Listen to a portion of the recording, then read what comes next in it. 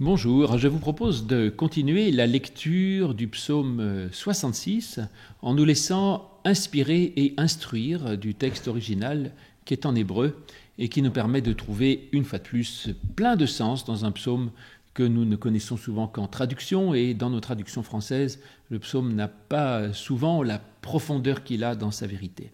Psaume 66 qui a un sous-titre au chef de chœur, chant, psaume, mais qui pour moi veut dire pour arriver à l'ultime, à l'excellence, au but de toute chose, chant, donc chant ou psalmodie pour Dieu. Et je vous avais dit qu'il était rajouté dans la version grecque et dans la version latine de ce psaume une indication absolument essentielle qui est chant de résurrection. Voilà. Et donc il s'agit bien effectivement d'un psaume qui ne dit que des bonnes nouvelles, qui rappelle toutes les merveilles que Dieu a pu faire pour son peuple autrefois et qui nous montre que finalement ce Dieu qui a fait ces merveilles, il est encore le Dieu qui nous fait des merveilles à nous aujourd'hui et qui nous permet de revivre, de nous relever et de traverser des mers entières, comme nous l'avions vu lors de la dernière fois dans le verset 6, de traverser la mer, traverser des fleuves, de traverser des tas de choses avec l'aide de Dieu. Je vous relis, si vous voulez, dans pas vraiment une traduction, une translittération que j'ai faite moi en mot à mot du début du psaume. « Criez de joie pour Dieu toute la terre. Quand il est la gloire de son nom, posez la gloire de sa louange. Dites à Dieu comment redoutables sont tes actions dans la grandeur de ta force. Tes ennemis te mentent à toi. Toute la terre, ils se prosternent à toi et ils chantent à toi. Ils chantent ton nom. Pause. Allez et voyez aux œuvres de Dieu. Redoutable agissement sur les fils d'hommes. Il a tourné la mer pour de la terre sèche. Dans le fleuve, ils sont passés à pied. Et là, nous nous réjouissons en lui. Et nous en arrivons donc ainsi au verset 7, qui, dans ma traduction habituelle, une fois de plus, qui est la seconde révisée à la colombe, dit-on, où il est écrit « Il domine éternellement par sa puissance, ses yeux surveillent les nations, que les rebelles ne s'élèvent pas et posent. » Alors voilà comment c'est écrit en fait cette histoire de gouvernance et de vaillance. Nous avons Moshel bigvorato olam. Moshel, c'est machal qui veut dire gouverner, dominer, effectivement, et là c'est un participe. Donc il domine, il gouverne, j'admets tout à fait la chose. Il gouverne bigvorato, alors la gevora c'est la force, c'est l'énergie, c'est la vaillance, donc il gouverne dans sa vaillance, olam, et là on ne sait pas le traduire parce que olam désigne soit une réalité temporelle, soit spatiale, donc soit ça veut dire pour toujours, soit c'est il gouverne le monde. Donc les deux sont possibles. Soit il gouverne, il gouverne dans sa vaillance, dans sa force, olam pour toujours, donc il a une dimension d'éternité, soit il gouverne dans sa vaillance les peuples entiers, enfin disons le monde entier, l'ensemble, tout l'univers en quelque sorte. Donc les deux sont possibles, soit il gouverne le monde, soit il gouverne tout court, il domine qui, on ne sait pas, mais pour l'éternité. Einaiv be goyim, ses yeux dans les nations, Titsefena surveille, ses yeux surveillent les nations. Rien à dire là-dessus. Safa, effectivement, ça veut dire veiller, surveiller. Des tsofim, c'est des sentinelles, donc des soldats qui surveillent. Donc il veille sur les nations. Assurim, ceux qui se rebellent, al-yaramo, lamo, sela. Ceux qui se rebellent pour qu'ils ne se dressent pas le mot contre lui. Ceux qui se rebellent, qu'ils ne se dressent pas contre lui. Le verset est à peu près clair, enfin les mots, une fois de plus, sont un peu sans préposition, donc il faut les remettre à peu près dans l'ordre, mais on y arrive à peu près. C'était quelque chose qu'on avait déjà beaucoup plus, si vous vous souvenez, dans le psaume 65, où on avait tous les mots juxtaposés et il y avait un gros travail de sens à reconstruire. Et nous avions vu que et c'est un petit peu le cas là aussi, que cette impression que donne la langue, où il y a les éléments qui sont donnés, mais c'est à l'homme de les remettre dans le bon ordre, eh bien, participe au travail théologique du croyant, qui a les événements de sa vie, et en fait, il faut les remettre dans le bon ordre pour comprendre la logique de l'action de Dieu au milieu de tout cela. Donc là, il domine par sa vaillance sur le monde entier ou pour toujours, et ses yeux sur les nations surveillent, alors que Dieu ait des yeux. Déjà, on avait vu tout à l'heure qu'il y avait, la fois d'avant, qu'il y avait une question de parole, et puis après, on avait vu qu'il y avait de la lumière qui commençait à arriver, puisqu'on disait au verset 5, « Allez et voyez les œuvres ». Et ce coup-ci, non seulement nous regardons, mais Dieu aussi a des yeux, en quelque sorte, et il voit. Donc il voit les nations. Les nations surveillent. Alors ces goyim, ces nations, on ne sait pas très bien si ce sont les nations juives ou les nations païennes. Aujourd'hui, quand on traite quelqu'un de goy, c'est qu'un juif traite quelqu'un de goy, c'est qu'a priori, il n'est pas juif. Donc évidemment, peut-être que Dieu surveille les nations. Je n'ai pas trop d'idées là-dessus, mais en tout cas, il surveille tous les peuples. Et Assorim, ceux qui se rebellent. C'est vrai que sarar, ça veut dire être têtu, rebelle, indocile, obstiné, comme un fils indocile, comme un fils rebelle ou rétif. Alors, comme ceux qui se rebellent, et il n'y a pas écrit d'ailleurs comme ceux qui se rebellent, mais il y a juste ceux qui se rebellent.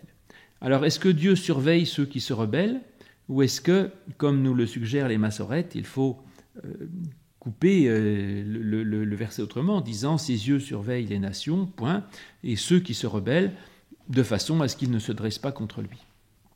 Là, il y a en plus une petite difficulté, puisque le verbe, effectivement, qui est là, roum, qui veut dire se dresser, il y a ce qu'on appelle un kérékétif, c'est-à-dire qu'il y a écrit quelque chose, et la tradition juive dit, en fait, il ne faut pas lire ce qui est écrit, il faut lire autrement. Ce kérékétif, c'est que, en fait, il faut proclamer par qu'il ne se lève pas, ceux qui se rebellent, qu'ils ne se dressent pas contre lui. Et ce qui est écrit, c'est de dire non, ils ne se lèveront pas. Et donc je garde effectivement, plutôt que de mettre une espérance ou un subjonctif, je garde plutôt l'idée d'une affirmation, ceux qui se rebellent, ils ne se lèveront pas contre lui, c'est-à-dire que Dieu est capable de faire en sorte effectivement que le méchant ne gagne pas. Et c'est bien une expression là ferme de la foi du croyant que Dieu aura en quelque sorte le dernier mot. On avait vu dans les versets précédents que les méchants essayent de mentir, ils essayent de tromper, de falsifier les choses, mais là, nous pensons effectivement que Dieu ne sera jamais vaincu, autrement dit, et les gens peuvent se rebeller comme des enfants indociles, mais néanmoins, ils ne se dresseront plus contre lui. Et nous avons enfin ce petit mot « pause », c'est là que j'ai déjà commenté plusieurs fois et que j'aime beaucoup, c'est-à-dire qui nous dit effectivement que nous pouvons être en repos, puisque comme Dieu veille, Dieu surveille, il a les yeux sur tout, et ceux qui se rebellent ne se dresseront pas contre lui. Donc du coup, je peux avoir la paix et la tranquillité. Après cette pause, de nouveau des bénédictions, des louanges. Au verset 8, « Peuple, bénissez notre Dieu, faites entendre vos voix par sa louange, il amène votre âme à la vie, il n'a pas exposé notre pied à chanceler. » Et à partir du verset 8, nous avons cela en effet. « Baruchu amim, bénissez, peuple. » Tout à l'heure, on avait les goyim. Alors, est-ce que les goyim étaient les peuples païens ? Amim, ça vient de Am, qui est le parent, et donc Amim, c'est vraiment la patrie, je dirais, le peuple, et en général désigne plutôt le peuple d'Israël. Alors là, c'est au pluriel, mais ce sont des peuples qui ne sont pas organisés comme les goyim. Ils sont des peuples quand même nettement moins sympathiques. Et donc, ce coup-ci, c'est bien les Amim, les peuples qui bénissent. Avec encore cette petite barre de Pasek qui met ce Baruchu Amim, bénissez au peuple, qui le met en exergue devant tout le reste, et qui le coupe même de Elohienu, alors qu'on aurait voulu lire bénissez, vous les peuples, bénissez notre Dieu, tout simplement. Mais le texte massorétique a mis une coupure entre peuple et Dieu, soit parce qu'on ne peut pas mélanger le peuple et Dieu.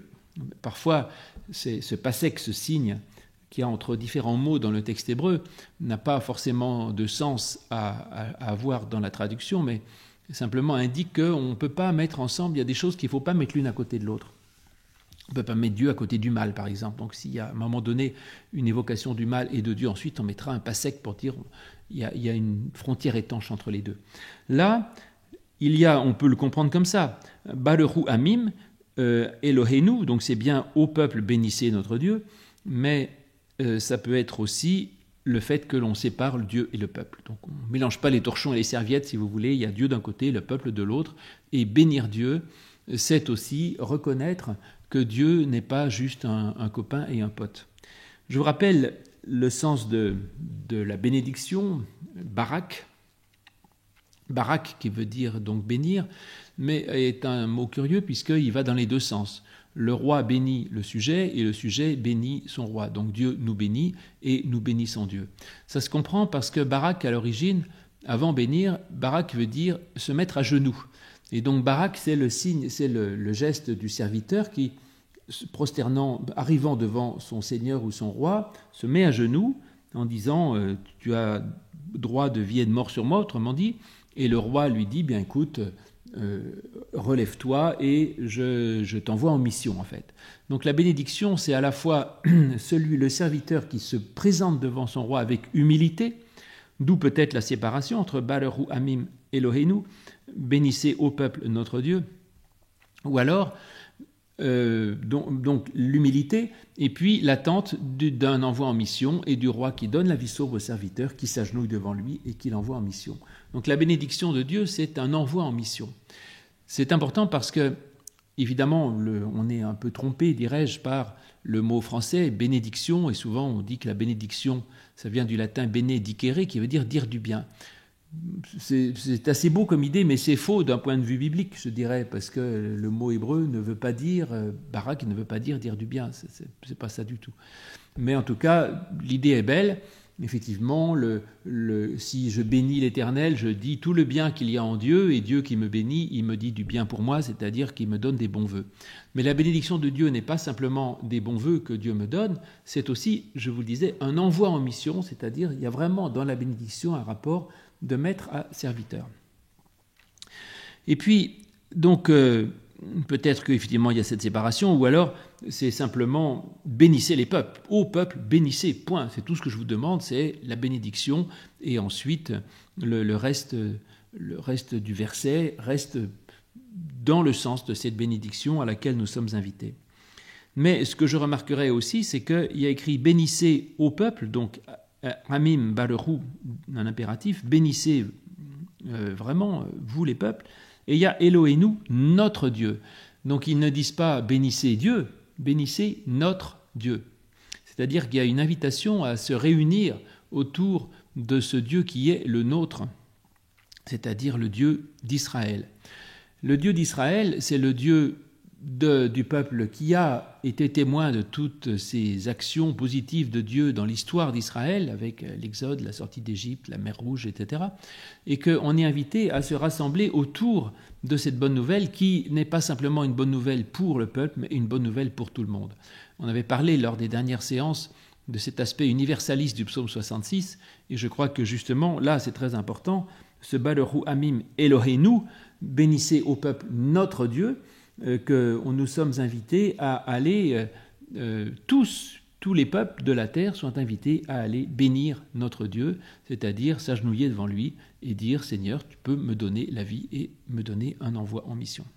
Donc, Baruchu Amim Eloheinu, bénissez au peuple notre Dieu, ve hashma'u, et faites entendre kol tehilato, la voix de sa louange. Et faites écouter, shamar c'est écouter, donc faites écouter la voix de sa louange. Ça, je ne comprends pas très bien. Faites écouter la voix de sa louange. Qui doit l'écouter? Puisque le verbe, effectivement, dans une forme qui veut dire qu'il faut faire écouter la voix de sa louange. Comme ce n'est pas Dieu qui se loue lui-même, c'est la louange qu'on attribue à Dieu. Donc on loue Dieu et il faut que cette louange soit entendue. Comme je pense que Dieu de toute façon entend nos louanges, ça veut dire que nous sommes invités à faire entendre notre louange. Et peut-être que le plus grand témoignage que l'on puisse faire de Dieu au peuple, c'est de louer Dieu et que les gens entendent la louange que nous avons de Dieu. Et donc, là, il ne s'agit pas, vous voyez, de menaces ou de quoi que ce soit, mais de dire tout le grand, tout le bien, toutes les choses merveilleuses qu'il a pu faire dans notre vie. Et je témoigne de la grandeur de Dieu et je peux louer Dieu et rendre grâce, remercier. Et l'action de grâce, le remerciement est le plus beau témoignage que l'on puisse faire pour que les peuples puissent apprendre à bénir Dieu. Et au verset 9, Hacham nafshenu bachayim. C'est lui, Hacham, c'est lui qui place, nafshenu, nefesh, c'est l'âme, donc il place notre âme, bachayim, dans les vivants. Il place notre âme parmi les vivants. Donc, effectivement, l'âme, c'est le principe de la vie, normalement, dans la Bible. C'est ce qui donne la vie. L'homme est fait une nefesh raya, il est fait une âme vivante.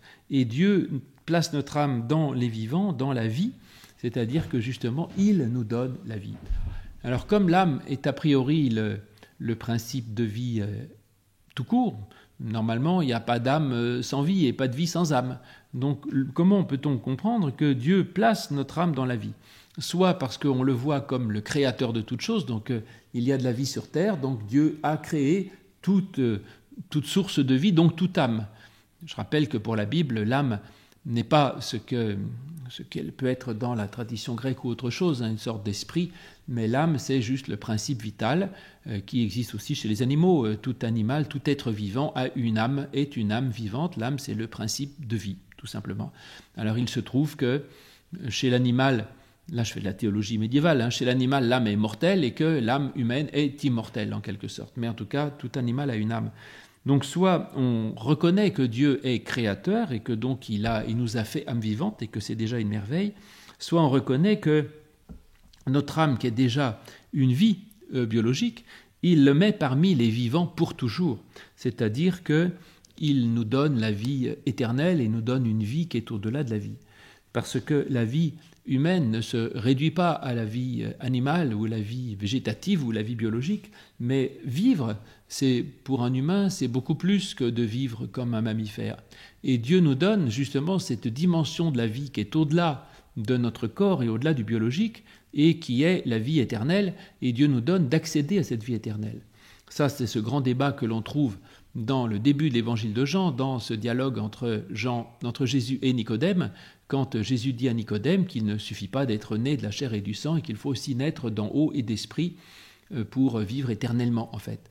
Donc c'est ça que Dieu nous donne. Il nous donne que notre âme puisse justement accéder à la vie avec un grand V. Donc il place, c'est lui qui pose notre vie, notre âme dans la vie. Et je dis encore un petit point important, c'est qu'il la pose, il ne lui promet pas comme une sorte d'éventuelle récompense, mais notre âme, il la pose dans la vie, point. Une sorte d'absoluité, si vous voulez, de la grâce qui fait que Dieu pose notre âme dans la vie.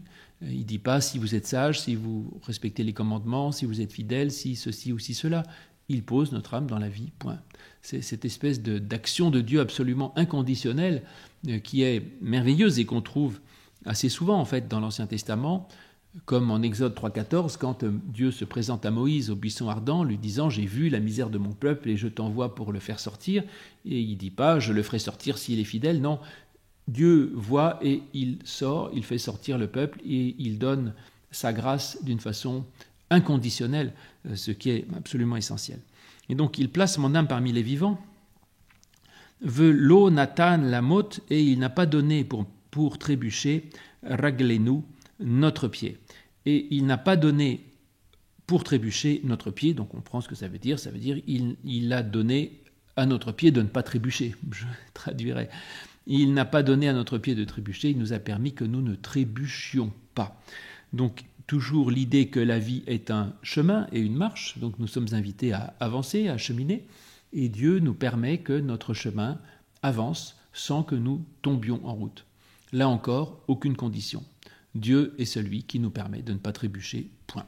Il ne dit pas si vous êtes fidèles, mais non. Dieu nous a donné de ne pas trébucher. C'est un cadeau absolu. Et au verset 10, que j'ai moi ainsi dans ma traduction habituelle, car tu nous as sondés, ô Dieu, tu nous as éprouvés comme on éprouve l'argent, eh bien il y a ça. Qui? Alors le qui au début de phrase peut être un car, mais le qui en hébreu ne veut pas forcément dire car, c'est pas forcément un lien de cause à effet, ça peut être aussi une affirmation. Oui, certes, assurément, bien sûr, et j'aimerais mieux cela, plutôt que de mettre car tu nous as éprouvés, je dirais plutôt oui Seigneur, tu nous as éprouvés. Donc c'est pas parce que tu nous as éprouvés que tu as permis à nos pieds de ne pas trébucher, donc ça supposerait que tu nous aurais reconnus justes et que comme tu as vu qu'on était juste, tu nous as offert un cadeau. Mais non. D'abord, la condition, si elle est quelque part, elle serait au début, pas après. Mais là, il a donné à notre pied de ne pas trébucher, point. Et ensuite, il continue dans les bonnes nouvelles. Oui, Bichanetanu, Elohim, oui, tu nous as éprouvés, ô Dieu. Bachan. Alors là, c'est un verbe intéressant. Bachan, ça veut dire scruter, examiner, éprouver pour l'or ou pour l'argent, effectivement. Donc, on peut très bien, effectivement, mettre tu nous as éprouvés, mais ce n'est pas dans le sens d'une épreuve, c'est-à-dire d'une épreuve pénible, si vous voulez. C'est tu nous as purifié, autrement dit, purifié, mais c'est aussi ce que l'on trouve par exemple dans le cycle de Joseph, où Joseph éprouve les paroles de ses frères qu'il met à l'épreuve. Donc on peut dire effectivement que Dieu nous purifie et nous permet de vérifier quand même notre solidité et transforme un minerai grossier que nous sommes en un or fin. Qui bechanetanu Elohim, car toi, donc Dieu, tu nous as éprouvés, purifiés comme de l'or fin, admettons. Tseraftanu, tu nous as brûlés. Tsaraf, ça veut dire fondre, raffiner, brûler. Ça donnait aussi le mot séraphins, les anges, qui sont des brûleurs, qui tiennent des charbons ardents en Ésaïe 6, je crois, la vocation d'Ésaïe. Et donc, Tseraftanu, tu nous as passé au creuset, dit-on, pourquoi pas, tu nous as raffinés, que Tseraf, Kesef, comme on passe au creuset de l'argent. Tu nous as raffinés comme on raffine de l'argent. Donc vous voyez, c'est pour ça que le Bachanetanu, le Bachan, je ne l'aurais pas compris comme une mise à l'épreuve pour vérifier que, mais plutôt comme une façon de purifier l'or, de passer l'argent au creuset pour ne garder que le meilleur. Et ça, Dieu a fait ça pour nous. Donc ce n'est pas un jugement, c'est juste une purification que Dieu nous donne et un perfectionnement qu'il nous offre. Continuons avec le verset 11 qui dit cela, car tu nous as sondés, tu nous avais amenés dans le filet, tu nous avais mis sur nos reins un pesant fardeau, tu avais fait chevaucher des hommes à notre tête, nous avions passé par le feu et par l'eau, mais tu nous as fait sortir pour nous donner l'abondance. Donc voilà peut-être finalement certaines difficultés, parce que le passer au creuset, c'est quand même pas forcément toujours très agréable. Donc les difficultés par lesquelles sont passés le peuple hébreu et dans lesquelles Dieu a donné absolument la victoire. Alors voilà ce que nous avons plus précisément. Avehanu, beau ça veut dire venir, donc Avehanu, tu nous as fait venir, be matsuda, dans un filet. Tu nous as fait venir dans un filet ou dans un piège, je ne sais pas dans quoi il nous a fait venir. Matsud, c'est un filet, c'est aussi une forteresse, c'est prendre au piège, ça peut être un terme de chasse, effectivement, pour capturer. Donc, on peut dire, effectivement, tu nous as fait venir bematsada dans un filet. Tu nous as fait venir dans un filet. Ou dans un piège, ou dans... on ne sait pas très bien. Alors ça, c'est quand même un peu bizarre, effectivement, c'est-à-dire, est-ce que Dieu vraiment nous a envoyé du mal ? C'est alors là une très grosse difficulté qu'on trouve dans l'Ancien Testament, et en particulier dans tout le cycle de Joseph et de Moïse, avec les plaies d'Égypte. quand on dit Dieu endurcit le cœur du Pharaon et empêcha le peuple de sortir, on a l'impression que finalement c'est Dieu qui pousse le Pharaon à mal faire et que par conséquent Dieu est aussi à l'origine du mal. Alors là, il faut comprendre que la théologie dans l'Ancien Testament a pu évoluer et que dans la théologie antique, la plus ancienne de l'Ancien Testament, Dieu est source de bien, de tout plutôt, du bien comme du mal. Et puis petit à petit, on va libérer Dieu d'être la source du mal pour n'être plus que source de bien.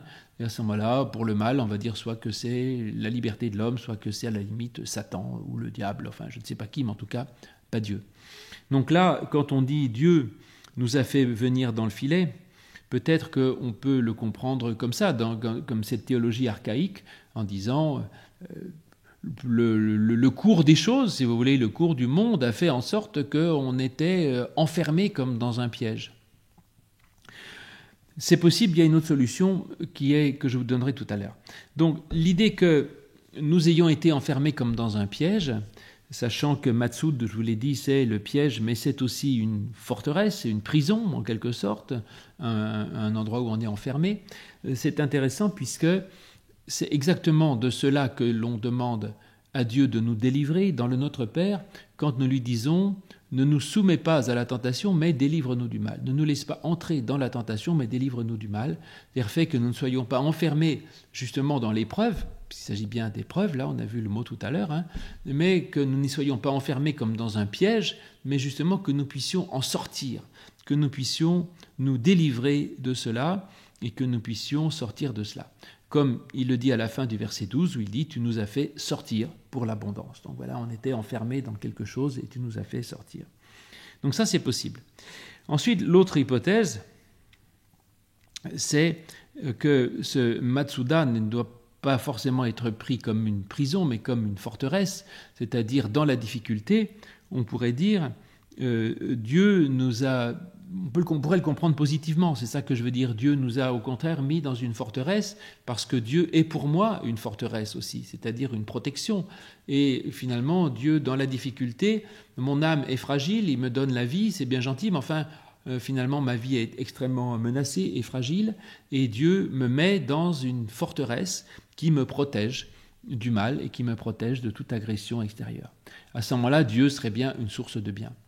Les deux sont possibles et je dirais les deux peuvent se superposer dans la signification. Donc tu nous as fait venir dans un piège ou dans une forteresse. Sameta Moaka, tu as placé Moaka un écrasement, une compression ou une affliction, effectivement, Be matinez-nous dans nos reins. Tu as mis un écrasement dans nos reins. Alors là, évidemment, c'est pas très agréable. De nouveau, ça peut être l'image du cours des choses qui produit du mal et de la souffrance.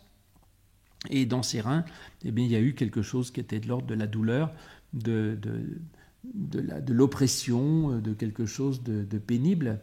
Et d'ailleurs, la Septante a traduit ça par klipsis, c'est-à-dire l'oppression. Ils ont probablement un peu changé le mot hébreu en lisant plutôt Metsuka, plutôt que ce que nous avons vu, plutôt que Metsuda. Mais bon, en tout cas, on est dans l'idée d'une oppression ou d'une compression, d'une détresse, d'une affliction, quelque chose qui comprime dans nos reins. Mais peut-être aussi que les reins, eh bien, c'est aussi ce sur quoi on porte le fardeau, c'est-à-dire que Dieu nous a donné quelque chose à porter et que nous l'avons porté. Donc, ce n'est pas forcément une difficulté en soi. Ce n'est pas une horreur que de porter un fardeau et que, on porte un sac à dos parce que Dieu nous a confié une mission et ne nous a pas juste fait supporter des choses pénibles.